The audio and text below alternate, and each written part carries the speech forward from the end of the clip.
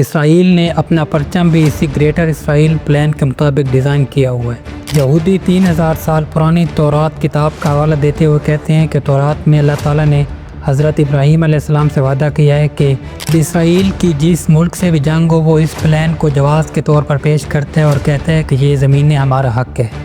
دوسری طرف مسلمان ممالک خواب خرگوش کے مزے لے رہے ہیں، وہ اپنی کرسیاں بچا رہے ہیں، سیکٹیرین وارز میں الجھے ہوئے ہیں، لڑکیاں نچوا رہے ہیں، شراب خانے کھول رہے ہیں۔ السلام علیکم۔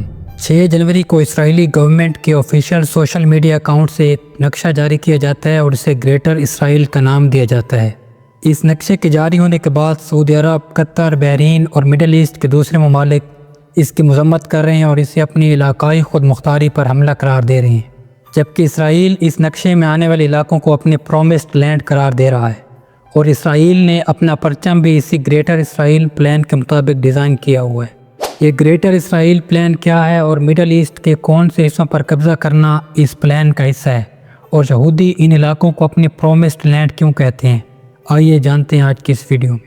اصل میں گریٹر اسرائیل اسرائیل کی سرزمین اور خود مختاری کی ایکسٹینشن کا نام ہے، اور مڈل ایسٹ کے بڑے حصوں پر قبضہ کرنا اس پلان کا حصہ ہے۔ یہودی 3000 سال پرانی تورات کتاب کا حوالہ دیتے ہوئے کہتے ہیں کہ تورات میں اللہ تعالیٰ نے حضرت ابراہیم علیہ السلام سے وعدہ کیا ہے کہ تیری اولاد کو میں یہ زمین مصر کے دریا سے لے کر عظیم دریائے فرات تک دیتا ہوں۔ اس پلان میں مصر کے دریائے نیل سے لے کر عراق کے دریائے فرات تک جتنے علاقے ہیں وہ شامل ہیں، جن میں مصر، فلسطین، لبنان، اردن، عراق، ایران، شام، ترکی اور سعودی عرب کے کچھ علاقے شامل ہیں۔ گریٹر اسرائیل پلان کے مطابق یہودیوں کو یہ موقف ہے کہ یہ علاقے ہمارے ہیں اور ان علاقوں کا ہم سے وعدہ کیا گیا ہے، اس لیے اسرائیل کے جھنڈے پر موجود 2 نیلی پٹیاں دریائے نیل اور دریائے فرات کو ظاہر کرتی ہیں۔ اسرائیل کا موقف ہے کہ وہ تاریخی اور مذہبی اعتبار سے ان زمینوں کا مالک ہے جو دریا سے دریا تک پھیلی ہوئی ہیں۔ جنوری 2024 میں اسرائیلی پولیٹیشین ایوی لپکن نے کہا، آخرکار ہماری سرحدیں لبنان سے لے کر صحرائے عظیم جو کہ سعودی عرب ہے اس تک پھیل جائیں گی، اور پھر بحیرہ روم سے فرات تک پھیل جائیں گی۔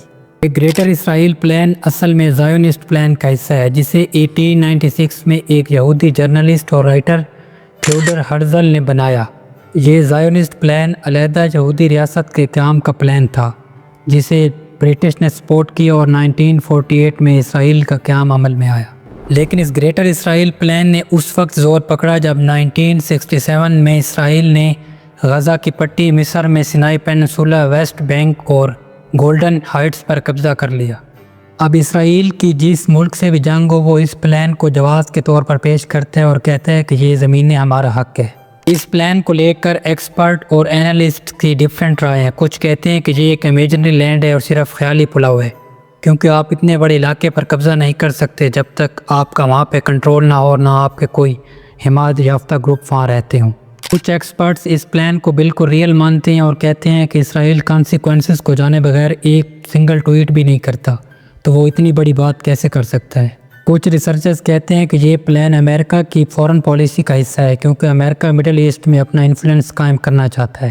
دوسری طرف مسلمان ممالک خواب خرگوش کے مزے لے رہے ہیں، وہ اپنی کرسیاں بچا رہے ہیں، سیکٹیرین وارز میں الجھے ہوئے ہیں، لڑکیاں نچوا رہے ہیں، شراب خانے کھول رہے ہیں۔